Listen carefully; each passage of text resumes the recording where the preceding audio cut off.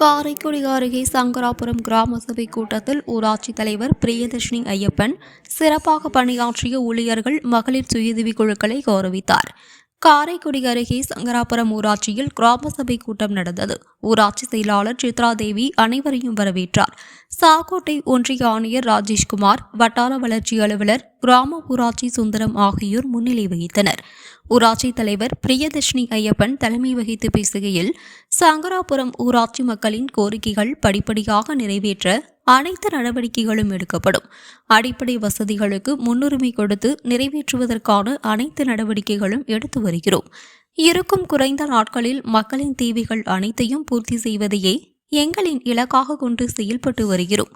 இங்கு குடிநீர் இணைப்பு, சாலைகளில் கால்நடைகள் தெரிவது, சாலை வசதி உட்பட பல்வேறு தேவைகள் குறித்து மக்கள் கோரிக்கை விடுத்துள்ளார்கள். இப்பணிகள் அனைத்தும் விரைந்து முடிக்கப்படும்.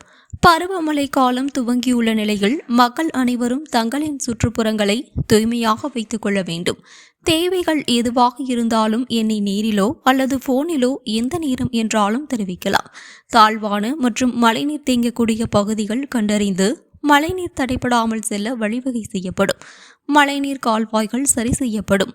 அரசின் அறிவிப்பின்படி ஊராட்சியில் சிறப்பாக பணியாற்றிய ஊழியர்கள், மகளிர் சுயஉதவி குழுக்கள் கௌரவிக்கப்பட்டனர் என்று கூறினார்.